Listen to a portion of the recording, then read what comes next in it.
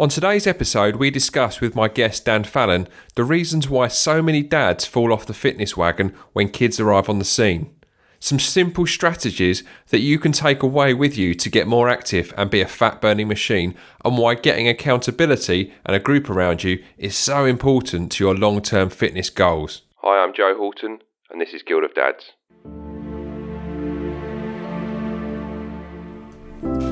Hey, you over there. Yeah, I can see you. Come over. Sit down and join me as I'm about to have a conversation about you. A conversation about what it means to be a dad, a role model, and to live a life of meaning. About your physical health, how you look after yourself, contribute to the world around you, and raise our next generation. A conversation that will shape the vision you have for yourself. Forever.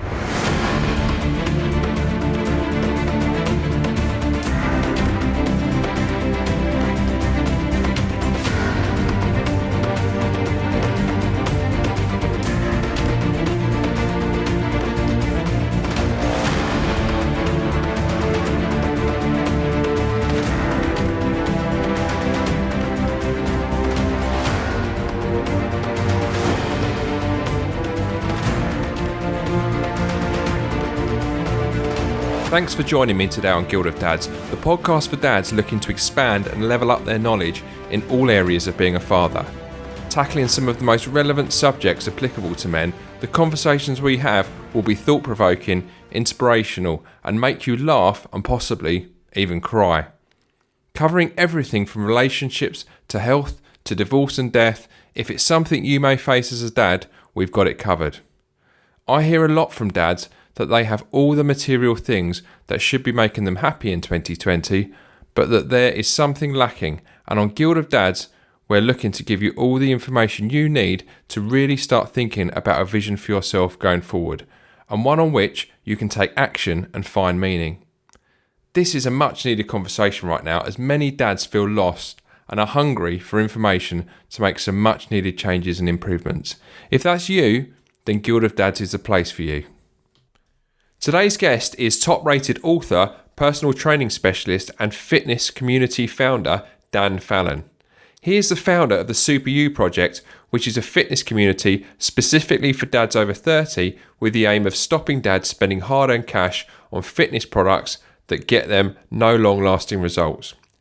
Dan is a Royal Navy PT specialist, having spent 17 years in the military with 12 as a petty officer physical trainer and 5 years as an exercise rehabilitation specialist.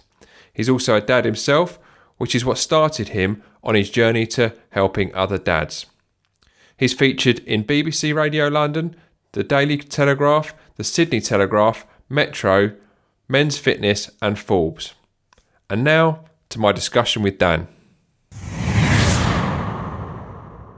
Dan, welcome to the Guild of Dads podcast. Oh, thank you for having me, Joe. It's a pleasure. It's a pleasure, sir.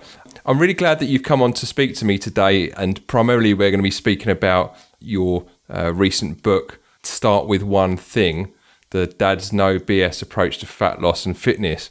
And we'll delve into that in a moment. But what I wanted to ask you first off is what your inspiration behind the book was. What gave you the idea to really kind of simplify the approach that dads take to their health and fitness?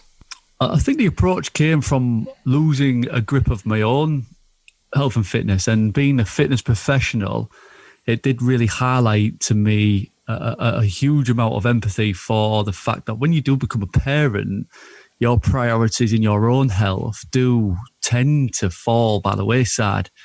And like I've said on many interviews so far, it's always a case of accumulation of, well, your threshold of shit, basically. Lots of stuff going on in your life. And at the time, I was leaving the Navy. I was about to be a parent. Two massive transitions in your life. I'd been in the Navy for nearly 13 years. And then after that, my dad, we found out that he had cancer. And then all of a sudden, like, my own health just started to spiral out of control. That was like mentally and physically.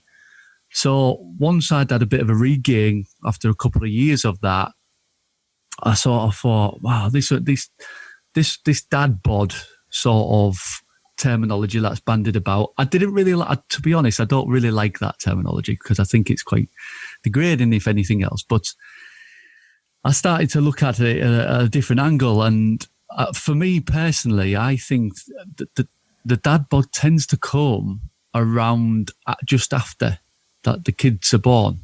And it's always that 1 to 2 year period. And if dads can't get the information or they can't get the education to how to deal with that, like they can't just go back to training how they used to train. Like say if they've been a rugby player or football player, they've got to move on from those days, and they've got to sort of like accept the fact that their training's got to change because they haven't got that time anymore. So what I found was I started asking dads all these questions. What was it that you started to do? And a lot of the time when dads are eventually honest, because obviously the macho bullshit, you got to break through that. They started to say, they'd find comfort in food, which I did, and they'd get to the end of the day, they'd have all good intention, and they'd get to the end of the day and they'd just be that sort of wiped out that they just want to have a beer, get the chips out, get the crisps, and sit in front and watch Netflix with the wife or their partner. And they just got into a habit. So when I started to sort of highlight to them that, a different way of looking at things and sort of breaking fitness down for them so they understood it. So it wasn't just about the fitness and the exercise, it was about the physical activity. So the fact that, if they manage to hit their 10,000 steps a day, that could be the equivalent, depending on the size you are and stuff, that could be the equivalent of 350 calories. If they managed to get up early enough and they just got the shoes on and went for a 30-minute power walk, that's another 350 calories. There's 700 calories in the day burned in your back pocket rather around your waistline. And it was just things like that really resonated with a lot of people. And the fact that I think that I'm sort of a bloke that wears my heart on my sleeve, so I tend to connect with people quite easily because, I think the only way you can really connect with people is being vulnerable. So I'm, no bones about it. I can tell my story, and hopefully that resonates with people enough for them to trigger them to go, yeah, perhaps I need to do something about it. And that's where the inspiration came from. The inspiration came from all the other dads that are all in the same boat. And I'm being there, I gained about 20 kilos as well. I was the heaviest I'd ever been. And it was, and looking back now, it was probably mentally, it was the most unhealthy I was ever, and I can track back now, and I could tell those thought patterns of negativity and running myself down and thinking I'm not good enough as being a dad. And there was all sorts that was going on because I was starting a business as well. The business didn't take off quite to plan. And how I expected that to do so, I don't know, because I came out of the Navy with no business experience whatsoever, thinking that I was going to take on the world because that's what I did in the military.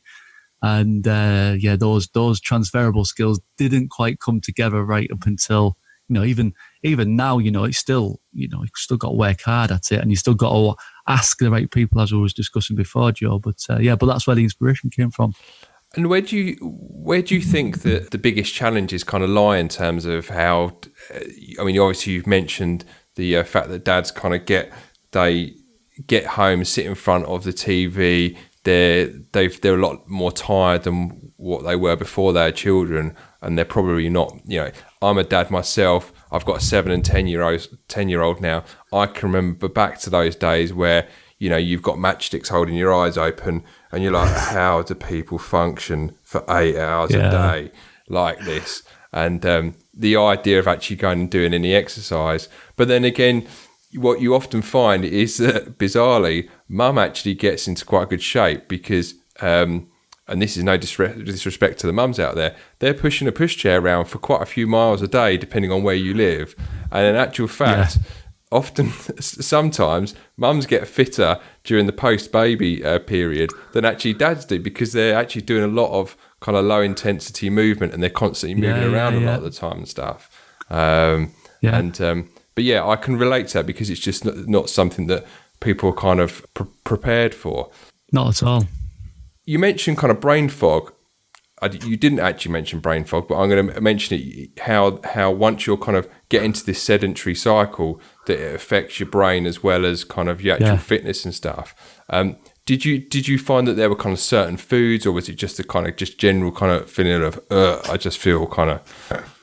Well, it's funny because I was still working in the clinic. When you work in the clinic, it's different because in a PT environment, it's a lot more gun-ho. So it's quite fast-paced. In a clinical environment, because it's exercise rehab, it's very toned down. So it was quite, when I look back now, although the gym was literally in front of me, it was still quite easy to avoid, if that makes sense, because I would say, oh, well, I've got to do my notes through my lunchtime, or I'll do everything I could to maybe not work out, which is very, very like foreign for me. Certainly now I've got back on the train sort of thing. But I thought, I think when I'm not training, and I've not trained as hard the last 2 weeks, obviously, because we've been on the holidays, I can sense that my energy does take a big dip. And I'm a massive believer in energy does create energy. And if you wanted to look at that scientifically, as with the body, the mitochondria in the body will regenerate as much as it does burn. So if you're burn, that's where metabolism comes from. And that's where, like, a lot of people, when they talk a lot of bullshit, when they talk about, oh, he's got a real fast metabolism because he never puts any weight on and he doesn't do anything, that I always challenge that. And I always go, well, maybe he doesn't do exercise or fitness as such, but does he ever sit down on his ass? And if you look at those sort of people, they never sit still. They're always fidgeting. They're always up doing stuff. Because at the end of the day, it's science. There's no magic bullet of it's always going to be down to calories in, calories out. And if you're not burning the energy and you're eating too much energy, then you're going to put weight on.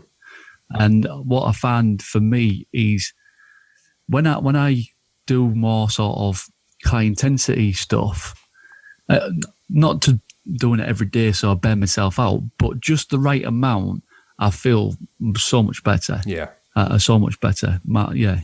And that always lifts that fog that you do get where you're sort of not going to make the right choices. And that's why we talk about it in the book, about better mood, better food.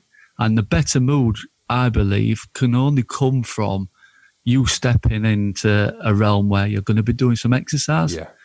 And I think if you do it the other way around, so there's loads of people out there who will do it the other way around. They'll do nutrition first and then think about the exercise. But I'm me personally, I think it's just all about mood. I think it's about your mindset. I think it's about your relationship. And therefore, I believe if you implement something like fitness into your life or increasing your physical activity, you are definitely going to gain some clarity. And that in turn will allow you to make better decisions. Yeah. And those better decisions is not having 20 cans of Strongbow on a Thursday night and instead maybe just having, 10, But yeah. And there's, and while you've been talking as well, there's something that kind of, you mentioned about intensity. I used to do a lot of competitive cycling and running when I was in my kind of teens and early 20s. And then I kind of took a bit of a hiatus and then got kind of back into it. Now, what we used to do in those days, and I think this is kind of a lot of it being debunked now, you would go hard all the time. And it's something that I think Mark Sissons calls chronic cardio, where you're not going really hard, but you're not going kind of easy. You're in that dead zone of just creating tons of lactic acid. So, and I found that when I, in my probably early 30s, I would say early to mid 30s, when I started getting back into the bike, that's the only way I know how to do it. So I'd go out and I'd go hard. Yeah. But the problem is my legs would be burning with lactic acid for like 2 days afterwards. So then, and the problem is when you go hard, chronic cardio, you're ravenously hungry because you're burning sugars and carbs rather than kind of burning fat. And once the biggest kind of turning point in my training in the last probably year to 18 months is actually the slow stuff. I'm doing very, very, very slow. And the consequence of that is I'm getting back I'm not battered, which means I can do maybe another workout the next day. Yeah. And I'm not ravenously hungry, so I'm not eating tons of stuff. It'll be a cup of tea and maybe something small, but I'm not getting home and thinking, I just want to gorge on anything sugary in sight. Do you know what I mean? And that's been the big, and I think probably for a lot of dads, I would imagine, they're used to, be it whether they're playing football or whether they're running or whatever they're doing, they're used to going hard. And in their mind, they think, I can perform at the same level I was when I was 18, go and hit the beers and recover the next day. But guys don't realise that when you get the other side of 30, you can't, your body won't allow you to do that anymore. Do you know what I mean? No, not at all. And then if you think to yourself as well, but 30 and below, you are going to be in job roles where you're going to be more active. You're not going to be in middle management roles, and you're not going to be in leadership roles. You're going to be learning. What I often find as well is so it's like it's your turnover. So it's always going to be about calories. So when dads they'll do big, massive workouts and stuff, they're going to be ravenous just to input them. And they'll crave sugary and carb foods because that's high calorie food. So it's the most that they're going to get for the value. We know subconsciously in our minds that actually like foods that are high protein are going to be more satisfying, but it takes longer for the body to, and the turnover as in like it burns more calories. So the mind wants things that's instant and high calorie. That's why you crave it. What I would say as well is when you do high intensity workouts, so I always say to the dads, like, think of the 80%. If you're functioning at 80% max heart rate, then you're functioning at 80% as a dad. Then you're functioning at 80% as a manager. All that functioning at that level all the time, you're going to burn out. Where's the compensation going to be? It's going to be your immune system. What's going to happen then? You're going to start to feel run down. You're going to start to get snotty nose. What's going to happen then? You're going to get mardy. You're going to get arsey. So it has the opposite effect then. And that's why you've got to really think about not putting your balls on the wall, getting a big nail and nailing it there just because you're feeling guilty because you haven't done workouts for the last 10 years. And now you've all of a sudden you're getting into it and you go 6 weeks. Like we speak about, again, the binger versus the consistency ninja. Now that's actually based on two specific dads that I wrote about in mind. And if they've both read the book, they'll probably identify with both of them. And basically, I see it so many times. And because consistency takes patience and it takes you to really think methodically, right, okay, I'm not going to lose 10 kilos in 4 weeks, but I could possibly lose 10 kilos in 12 weeks if I just tick the boxes. And that's the key, is just believing in the process, knowing that eventually your goal is going to be reached, rather than absolutely nailing it for 4 weeks and then all of a sudden you're nowhere to be seen. And sometimes it's a difficult one because the challenge within the Super You community is it does draw people in. It's like, I've got to get them 10,500 calories. That'll get me ticket. And then there's other dads that have got a lot more time on their hands, that, some lads that work away on the oil rigs and or the work foreign. So they've got like 4 weeks without kids or anything like that. Yes, they might be busy, but in an evening or when they have got their downtime, they're often smashing the gym now. But I mean, at the end of the day, some of them used to be smashing the booze. Yeah. We've got an ex-England boxer who was, he was one of the best boxers about. He joined the community last year and he was about 3 or 4 stone heavy, heavier than what he usually was. In fact, actually, it might be more than that. And he's back to nearly his fighting weight, because he's took the competitive edge. Admittedly, he does work away and he's got a lot more time. But yeah, so sometimes it's like knowing your limits, but also having a bit of a challenge. So it's finding that balance, as we always say. Finding balance is a difficult thing. With a lot of dads now, there's a lot of confusion, it seems to me, about what they should be doing and we've already touched upon this around the kind of aspect of when you should be going hard and when you should be kind of backing off a little bit. seems to be there like over like a information like overwhelm insofar as what you should be following, what you shouldn't be following, and I just wonder why there is this overwhelm of kind of information in terms of kind of fitness. Should you be doing weights? Should you be doing cardio? Should you be doing bodyweight exercises? Should you be doing powerlifting? There's so much information. I think most of the time, and I think this is a problem that I find, is we're always being sold to. Make no two bones about it. Facebook and Instagram are free, right? They've connected us to the rest of the world to allow us to share our personal experience with our friends, our family, people that we don't know. And that's absolutely free. But it's at a cost. It's at a cost of our data, and it's at a cost of the fact that we get to use this platform for free. And then what that does is just saturates our news feed with, I've got the best program. No, I've got the best program. But let me tell you now, as you get older, and I think, to be fair, all the way through your life, you should focus on one element of fitness, which is your strength. Strength should always come first. And then what will happen then is the building blocks on top of that will come your endurance. Because at the end of the day, the body, if it's a strong structure, it can endure. And that's where I think a lot of people, the quickest way to lose weight with using exercise is going to be long periods of exercise, isn't it? So it's going to be long periods of cardio and stuff like that. Of course it is. And it also requires you to work at higher intensities. So therefore, you're going to be burning more calories. However, in the game, in the fat loss, the long game in fat loss, you want to be doing strength training because you want to be able to endure. Mm-hmm. And that's what I say to the dads. Yeah. So like the mix, what I like is I like to do a mix of a couple of real high intensity workouts a week. Sometimes I'll get a little bit drawn in with myself and I'll do a few more than usual, but I'll pay the price by the weekend on that, Joe.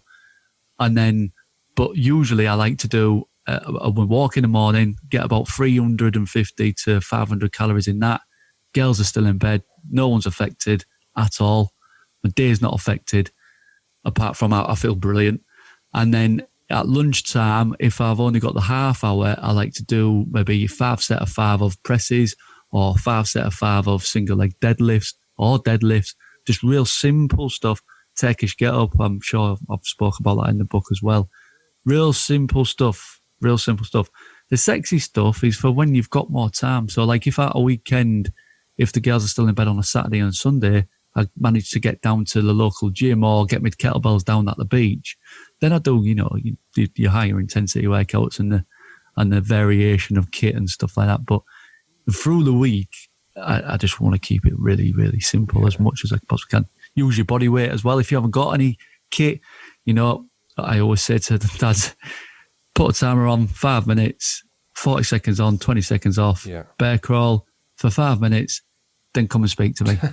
Because that's, well, if you can speak, by the way, that's about, 120 calories in the bag, in 5 minutes, boom. Yeah.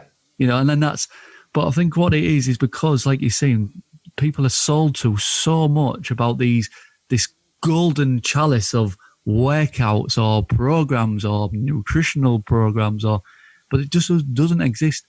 Everything just takes effort. Yeah. It's like this week we do Facebook Live in the group, and tomorrow I'm going to be talking about tracking. I mean, I've talked about tracking loads of times, and don't get me wrong, tracking long term, we know that it's not a useful tool, but we know tracking short term to draw awareness to actually the amount of calories we're consuming is very, very useful, and it just draws your attention. And that's what I think a lot of people like, the Slimming World or Weight Watchers, all these sort of whatever it is that's selling you this diet plan, all they're doing is drawing your awareness to the fact that you're eating junk food, which is high calorie food, and you're not doing anything to get rid of it.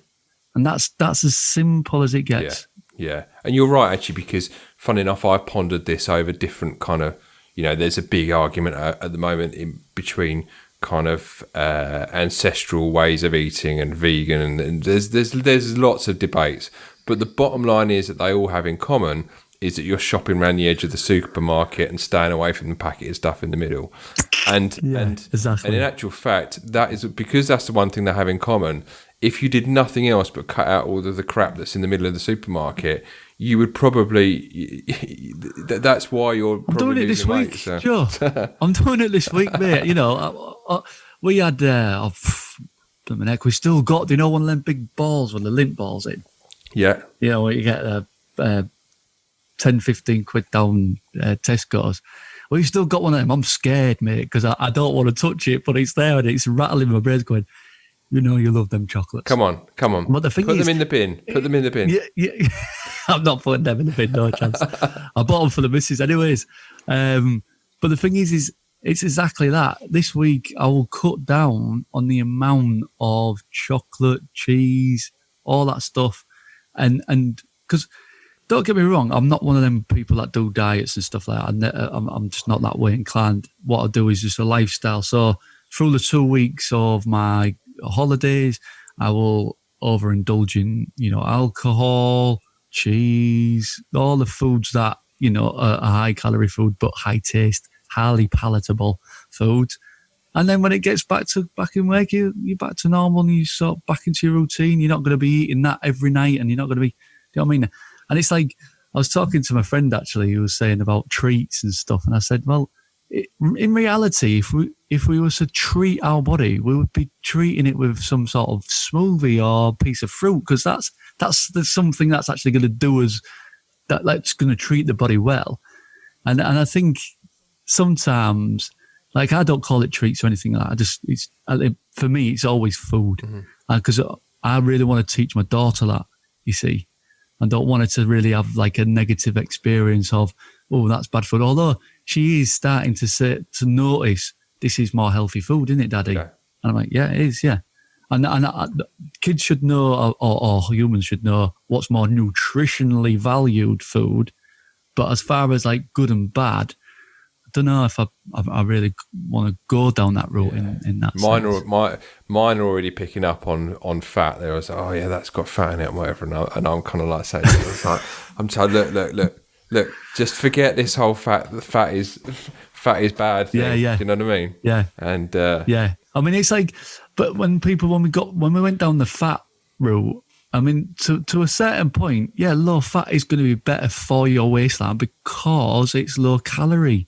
And that's what I was trying to say to people. And then now we've got these people that are going, oh, well, if it's low fat, what else have they put in it? And it's like, no, nothing really. They probably just took the fat out. It's all chemicals. And I think we get a little bit too precious about when it comes to foods. And I think the overcomplication of it all, I think that's a really massive barrier for people just to go, oh, I can't be arsed with this. I'm just going to eat the way I was eating anyways. Yeah. And it's like, well, it's just some common sense. Yeah. I remember speaking to Bobby Maximus about a year ago, and he said to me, the best diet is the diet that works for you. Meaning that the problem is when you do restrictive diets, you just end up binging. You stick to it for a period of time, and then you just end up binging anyway. And it wipes out any gains you had from doing the restricted diet. Oh, massively. Massively. So again, it's back to kind of sort of consistency is the key. Do you want to get involved with a community of other dads who are looking to develop themselves? To continue the conversations we have here on this podcast in a place for dads only that fosters brotherhood, camaraderie and personal growth? Then we have just the place for you. At the Guild of Dads Facebook group, you can connect with other dads on a similar journey, share experiences, offer support and seek support. Most of all, you can get some accountability in your own journey and get involved with the discussions and topics that every dad faces. So look us up on Facebook, join up and get involved with the discussion. Looking forward to seeing you in the Guild so you can start your journey with us today. Now, I'm going to mention MEPs and people will probably think, why are they talking about member of the European Parliament in the middle of a podcast? But I know the MEP stand for something else, don't they, in the context of calories and burning? My zone effort points. Yeah, well, to be fair, because I've been doing it, we're just past a year now. What I learned was when we focused on the my zone effort points. So my zone effort points are earned from my wearable, what we use with the dads in the Super U project. So basically, what will happen is if you're in certain heart rate zones during a workout, you will get certain points. So 60% max heart rate, you'll get 2 points. Grey is 50%. So you have to actually have a certain heart rate to earn a point, which is 50%. Then it's like 2 points for 60, 70 is 3 points. Then it's 4 points for 80 and 90. And what I found with that is it just became so top heavy, and everyone always focused on the people that were on the top. And sometimes, I think, like I said, some dads have got more time on their hands than others. So, but then again, some dads are more motivated than others as well. And it puts a massive separation between everybody. So what I started to think about is maybe focusing a little bit more on the calorie side of things. So what I can see, I download a report on all their stats, so I can see what heart rates they've been in, how many hours they've done, how many workouts they've done, how many calories they've done completely. So I'm finding that actually is a little bit more interesting, because the dads are like getting into that mindset of calories in, calories out. And even though it's just it's a simple way of looking at it, and it is simplifying the obesity problem, I suppose, it still gives a little bit of education and they're still going to be aware of calories. And that's the main thing. We know obesity is more complex than just calories in, calories out, and we know that. However, but because of human behaviour, obviously, I thought I'd just put that in there. But as simple as science gets, so that's why we started to focus more on the calories. But yeah, my zone effort points is the currency that my zone use in all the other gyms and stuff. But we tend to focus more on the calories, and simply just because I like the dads to have a little bit more of an educational value of what we're doing as well. Mm-hmm. And leading on from that kind of calorie point, a lot of dads listening to this will be thinking, I've never really got into the whole counting calorie things. It's too complicated. I like to have my breakfast, lunch and dinner. I don't really know where to start in terms of how many calories but so the starting point, I guess, has got to be how many calories am I burning on a daily basis. Yeah. And that, I mean, I've looked at various different online trackers, and then some of them are like, well, if you're very active, you use this formula, and if you're not so active, you use this formula. And it gets really kind of complicated for dads to work out kind of what is my starting point going to be in terms of, I mean, obviously if it's affected by how overweight or how much excess rolls you've put on in a few years. But I think the difficulty, a lot of guys, and I've fallen into this trap, is that I start working out, I maybe eat a little bit less, then I start getting kind of hungry, and then it seems to me that there's a kind of sweet spot there where you need to be eating enough to make the gains, but then once you need to be able to have to review that so that you keep making progress rather than kind of flatline or. You mentioned You mentioned it in your book. When we first got this, so Harris Benedict formula is the Rolls Royce formula to work out what your TDE is your total daily energy expenditure is, and that's your BMR, which is your basal metabolic rate, which is the amount of calories that you have to function just laid in your bed, right? Then your physical activity is graded then added, and then the calories for that graded physical activity is then added. Now that is actually, when you do it scientifically to the dot, is quite a complex process, because you have to measure what your activity is throughout the day for a 24-hour period. So what will happen then is, once you've got that number, then that's your starting number, and then all you do then is you take 500 calories off that number to then that's your calorie defect. That's going to be your weight loss. Now, this is where it gets a little bit more complicated, because what people will say is, do I eat my calories back? And that's where it gets quite complicated, because some people, they will want to eat their calories back. I always want to eat my calories back and just have a little bit of a defect.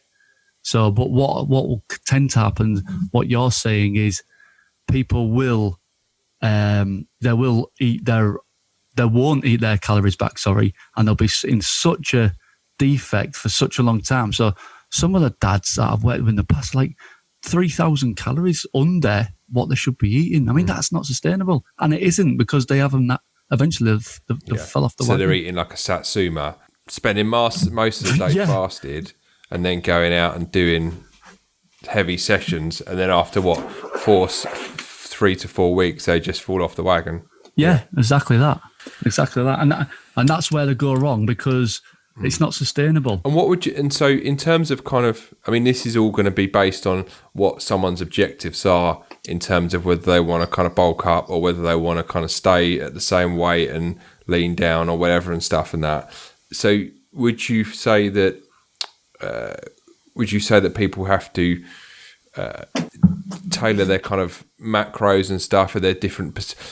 People have different ideas in terms of, you need to have 30% carbs, 30% protein, 30% fat, and then it changes depending on whether you want to kind of do this or do that and stuff. Do you subscribe to that, or would you just say, kind of, don't worry about that, stress too much about that, to be honest, so long as you're getting the protein? I think the only macronutrient that I focus on is the protein.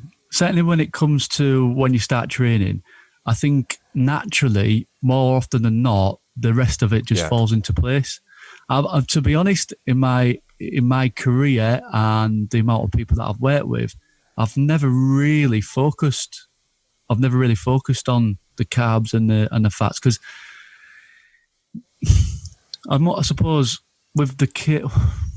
Do you class them as athletes? Yeah, well, they're classed as tactical athletes these days, aren't they? Like military personnel and stuff. But again, it just needs to be simple. Even when I was playing at a high level of sport and stuff, it was still a case of protein high, and then filling the gaps of everything else. And what you'll often find is that when you start eating protein a lot more, increasing your protein a lot more, you are satisfied for longer periods of time, and that's because of the thermal effects of food. Protein is higher than both fats and protein. That's why you feel satisfied more for more longer. And there's a rule. I think isn't the rule of thumb, right? Is it a gram to a pound of? Is that the rough rule of thumb? It's a gram to a gram and a half per pound. Yeah, a gram a pound. Yeah. So when you're training hard, so it's usually 1.4 grams per kilo.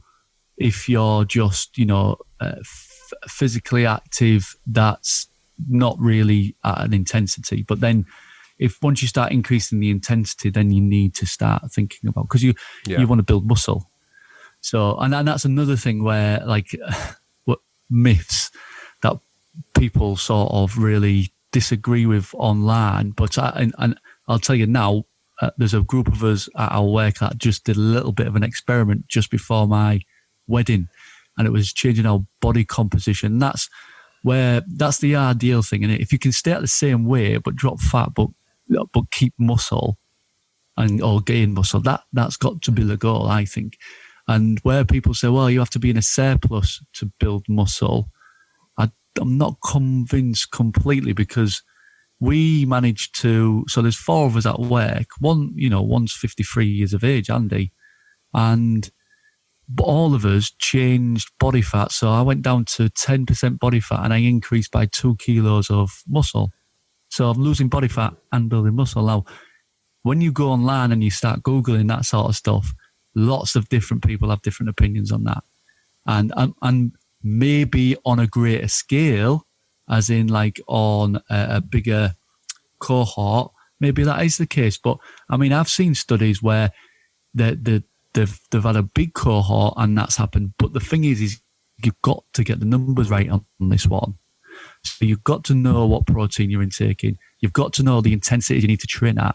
So like when you're training your muscles to get bigger and stronger, most of the time you're going to be training to like violation failure. So you need failure in the muscle for that to then regenerate. Not all the time, but you do, that's what it is. And one of the things that I think I would imagine, and again, I'm going to speak for myself on this one, I find it easy to control my breakfast, and because I make it, easy to control my lunch because I make it. And there's probably going to be dads listening to this going, oh, I'm glad I'm not the only one. But the problem is I get home in the evening and my wife's cooked me this lovely meal, and really kind of insulting to her if I get the scales out and start weighing stuff. Yeah, it's not going to happen, mate. It's not going to happen. Is there a basic kind of rule of thumb that you can kind of, or a simple way for dads to get around this without ending up with their wife's frying pan flying across the kitchen at them in a high velocity? Again, it's just portion size. I mean, get a smaller plate, get a bowl, and so at first, I've had dads where their wives have got a little bit upset with them, or their partners got upset with them because they've started to eat out of a bowl, or they've started to eat off a smaller plate, and all that is projection, because like they may want to do the same themselves, and the fact that they've taken charge and they're doing it first can be a little bit like, oh right, and it's the same with training as well. Like the amount of times I hear about like their partners sabotaging their health, and I'm sure it works the other way around as well with mums as well. I'm sure it does, but obviously my audience are dads, and what I often listen to is, oh yeah, she got real pissed off the other night because I didn't watch EastEnders and I went out for a walk. Like, and how do you feel about that? Well, I felt great, yeah. But she was like, oh, I just feel like lonely, or I feel like you need to, I feel like we're distant, or do you know what I mean? It's like, give her a kiss before you go out for your walk. That might help, so I think. Well, let's get them involved. Stay in, do 20 minutes of bear crawling and bear peas and press ups or whatever. Yeah. But yeah, the more I think with partners, I think the more like you can be a team about it. I mean, I do admit, it's a lot easier for me because my wife's a PT, so she's just she's on the same page, completely so maybe on the same page. So do you think maybe a bit like trial and error on it? So maybe kind of reduce your portion size, kind of, I don't know, maybe by a couple of tablespoons each night until you reach that point where you think, because you don't want to be going to bed where you suddenly, like at 10 o'clock, you're feeling ravenously hungry, but by the same token, and you'll, I guess by sort of trial and error, you'll find that kind of sweet point where you're like, actually, I'm around about right, and I can always dial it up a little bit more tomorrow by putting in some more calories tomorrow, if If you're eating to the point where you're uncomfortable, that's that's not going to be good, and I think just enough so you're satisfied, and you can use the old scale of 1 to 10, 10 being absolutely busting out of your jeans, or 0 being I'm about to eat the scabs off a tramp's head, Do you know what I mean? So it's like it's grading that as well, and I've asked dads to put a little chart together on their on a sheet of paper and say, like, Monday night, Tuesday night, because it's like you say, most people don't have a problem with breakfast or lunch, and like it makes me laugh when I go, oh, what do you think this fasting, Dan? And I'm like, for parents, probably not the best idea. Well, why? Well, if you think about so if you run a company, you've got 4 kids, and you're going to be a husband, okay. How stressful is your life right now? Oh, yeah, it's pretty stressful. Okay, then, do you understand what the hunger hormone does to you? Not really. Well, just try it a couple of days. Phone call, 3 days later. Oh, I'm back smoking. I want to kill my wife. Because they just, you know what I mean? They don't understand the complexity of what hunger actually is when you can't manage it that well. And don't get me wrong, could the nation go hungry for a few weeks? They could. looking at the, when you're looking around the shops and you're seeing quite a significant amount of people that are overweight, that they're not going to be hungry for a long time. So, but it's a case of, it's all a case of man management in it all the time. It's a case of being able to be content. And that's what I think that's where my military background teaches me a lot, is it teaches you to be comfortable with the uncomfortable, as a good friend of mine used to say. And it's like, even now, I test myself. So I have a cold shower every morning.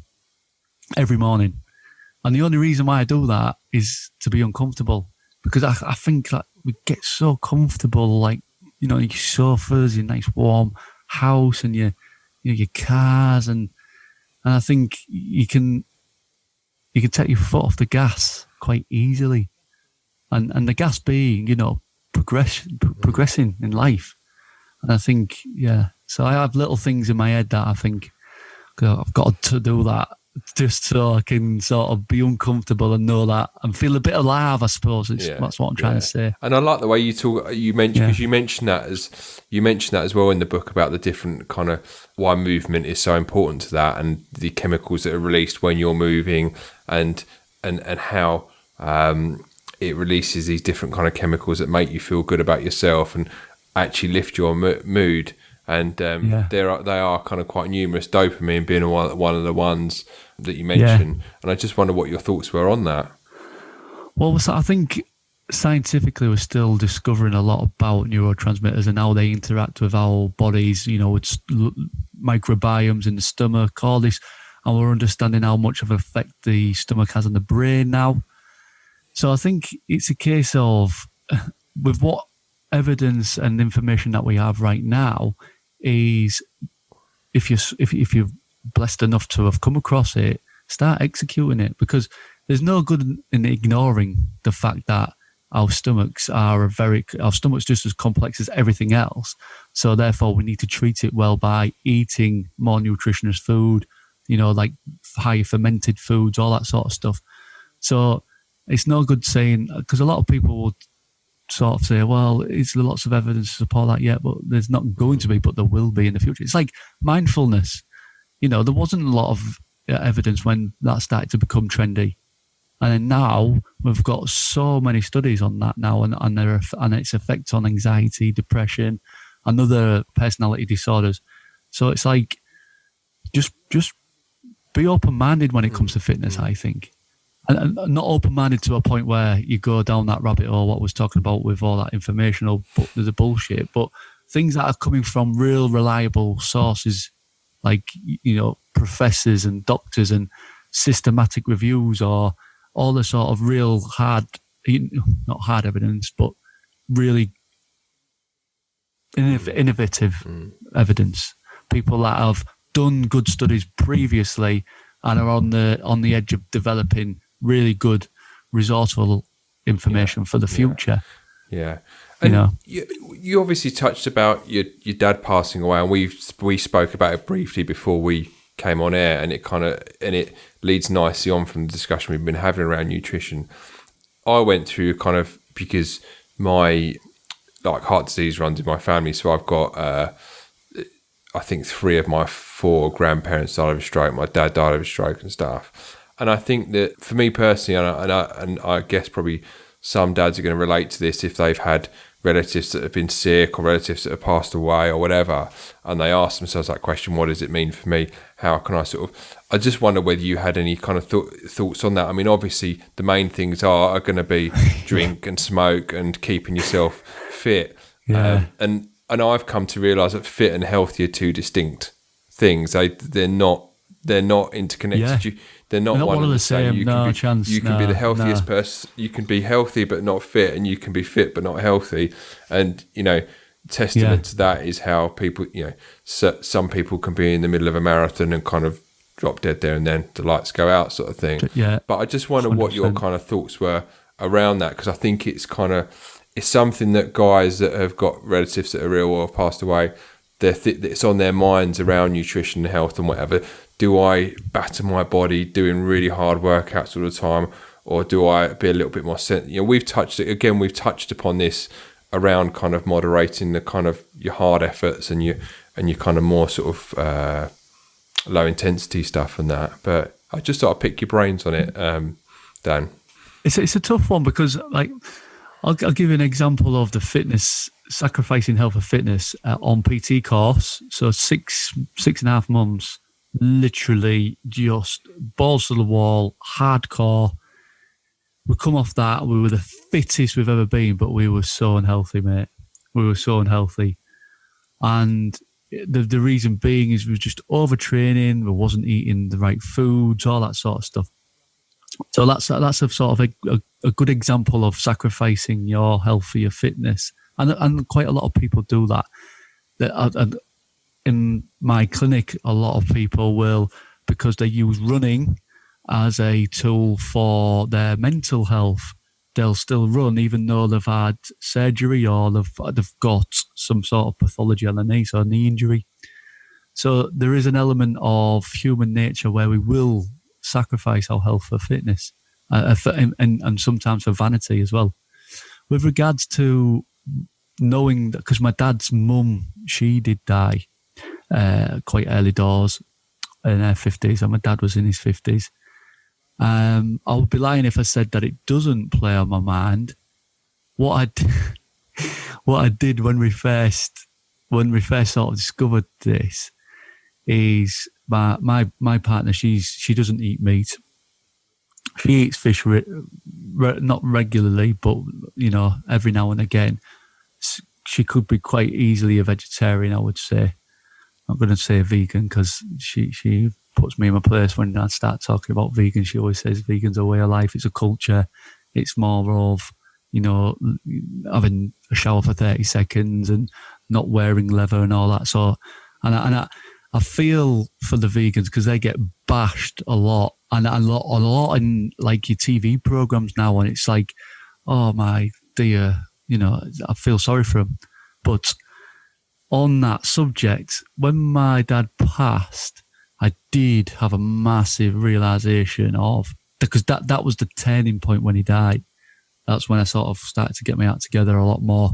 So I thought, what, you know what it's like to go, it's horrible actually. They're in the box and then they're going into this hole and you're like, what is this all about? What is this all about? And then all of a sudden, as I started to think, I've always been quite a deep thinker, I suppose, but even more deeply. And then Charlotte was like, "Oh, I'm going to be doing this. We're going to be eating this way." And I thought, "Oh, well, okay, I'll just run with it." And I didn't eat meat for about a year, I think it was.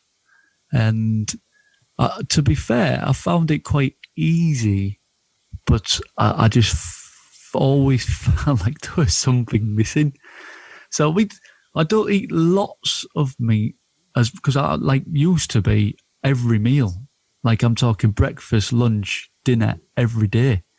And now I would say maybe 4 nights out of the 7. And then sometimes it might be, 1 or 2. But I don't go out my way to not eat meat, and I don't go out my way to eat meat. I just, if it's there. And it depends how hard I'm training as well. I don't know whether that's a placebo thing. When I train harder, I just always feel like I need, big pieces of chicken. And I don't eat red meat. In fact, when the last time I ate red meat? Probably I've had a burger somewhere. But but we don't buy red meat, so it'll be only like chicken and stuff.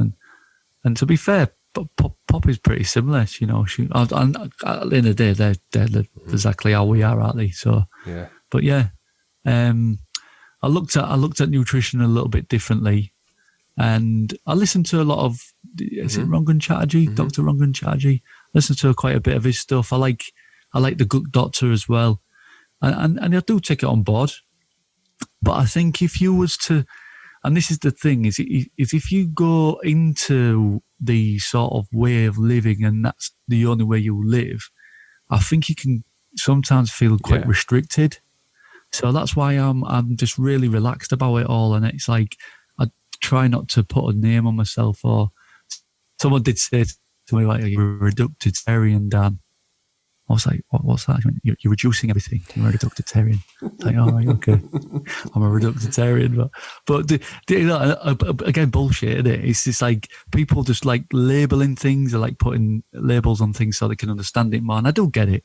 But yeah, I looked into it a lot more.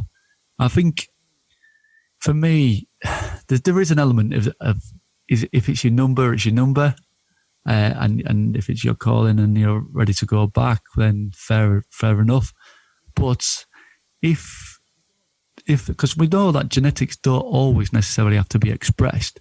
So if we can do our best to just have maybe a year or 2 years longer, with our families, then living a healthier lifestyle has got to be worth it. Even if it was a day long, if someone said to me, right, you've got to live the way this, and you're going to have a day extra with Poppy, all day long, all day long. So, I mean, there are a lot of people that can get caught up in the whole genetic side of things, and there's a lot of, strong evidence coming out that we can sort of understand our biology more now because of it. But, are we getting to an age where we're actually starting to know too much, where it creates an anxiety? Yeah. I don't know. That's another conversation for another podcast. It's funny because I did a little bit a stage of doing kind of primal, so it wasn't as much as low carb, but reduced carb, I would say. And I was talking to a mate of mine at the time, and he was he was doing vegan. His wife was doing vegan. And we're sort of talking about longevity and all that good stuff and whatever, and I said to him, the problem is with all this is most of us kids that were brought up in the kind of 80s, we were drinking Coca-Cola and Cherryade and going down the sweet shop and all this kind of stuff. Hell, we still give our kids Calpol, which is kind of like a lovely dose of paracetamol and sugar. So kids are addicted to sugar from kind of like almost from the minute they come out of, they come out of the womb sort of thing. So you've got all of this, and then, none of us have been on any of these things for the whole of our lives, probably a period of our lives. And so in the end, I just said to him, look, no one is going to know whether any of these diets that we did worked until we're 6 foot under and our bodies have been exhumed and they're testing what we actually ate sort of thing. And then they're going to come to the conclusion that actually we weren't eating that way for the whole of our lives. So the evidence is inconclusive anyway. So you kind of do like a big circle, and then you come back to the beginning on a lot of this stuff. And you're like, well, how do I'm never going to know until I'm gone. And then by which time I'm gone, I'm not going to really be caring about it by that stage anyway. So... Well, I think it was there's a guy I'm quite good friends with. Met him a few times now. Paul McCambridge. I follow him on Facebook and stuff. Great guy, and he really destroyed my idea of the blue zones. He had the blue zones in the world, and then he sort of came across this paper and he put it out there. And I was like, read the paper. I was thinking, so is the blue zones about connection then or not? But I think it is. For me personally, I think most of the time life is about your connection with people and your friends and your family. And this is one thing that I tell if there was one bit of advice for anybody out there that's going to be listening to this for 2020, if you want to become more motivated, then I would definitely check on your relationships with your family, your friends, your loved ones. Are you holding grudges? Are you upset with anybody? And if you are, I'll tell you now, no matter how big a grudge it is and no matter what they've done to you, saying, I forgive you or asking for forgiveness from somebody else, that shit is going to have a massive impact on your motivation. Because what I often find is people carry a lot of trauma with them, and that trauma will inhibit any of your motivation. So you get to the point where you're going to get your trainers on, then all of a sudden that wave of, I've really buggered up here and I can't. And then all of a sudden, that wind is taking out your sails. And that's one of the biggest things I've found with people is they don't necessarily understand how much of an impact that has.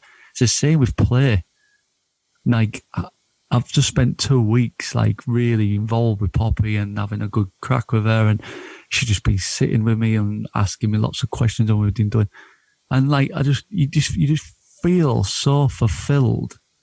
And nothing in the world is going to be more fulfilling than being connected with your friends and your family. Nothing. And how people don't understand that's going to have a massive role in your motivation. And motivation is a mindset thing. And all these things are part of your mindset process. And it just makes sense to me. No, I can fully relate to that. I can fully relate to having been building Lego and doing various different activities and getting answered back and whatever and stuff in the last little while. So particularly over the Christmas period. But you're right though. I did a little post on social media about kind of being in the present moment because I was away in Ireland over the last few days, and we walked around this spit of land, stopped, and the sun was just going down, and I quickly took a picture of it, and I think again you kind of reach this stage in life where those kind of moments, there is just the present, there isn't a kind of before, there's not the future. The only thing is the kind of present moment, and you've got to kind of cherish those kind of moments, particularly when you've got kids. Definitely massively. Definitely. So, Dan, it's been an absolute pleasure speaking to you today. If people want to find out a bit more about you and the work that you're doing, what is the best way for them to check you out on kind of social media and websites, etc., and obviously your book as well?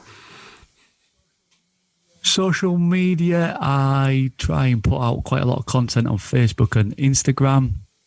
Quite a lot of it is useful, as my engagement would say. So I do now and again. I do get on my soapbox, so be prepared for that.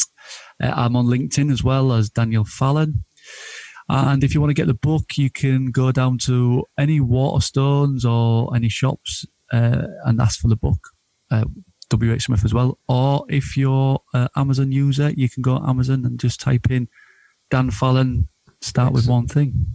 Excellent. Come up. And listeners, if you do want to check out something that is pretty funny, if you go on to Dan's Facebook page, you can see him walking around London with some kettlebells and actually doing a kettlebell workout outside Buckingham Palace, which is pretty amusing. So it's definitely worth watching. Some of his videos online are pretty amusing.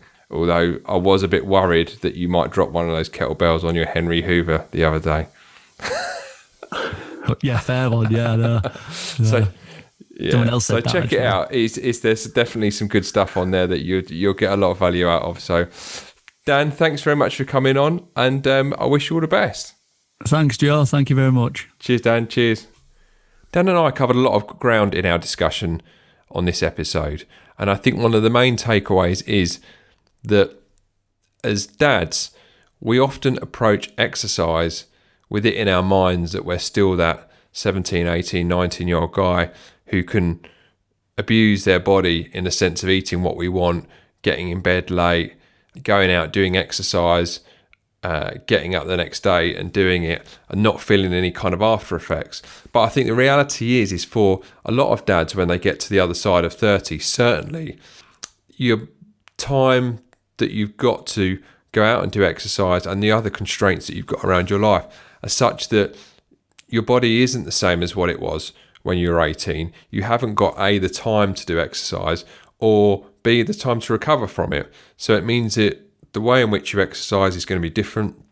The way in which you're going to recover from exercise is going to be different as well, because you have other responsibilities as well as being able to just go out, do exercise, maybe go out on the beers and get up and do it the next day. So that's the first sort of takeaway. The other thing that we uncovered on our discussion was the link between physical activity and mental health.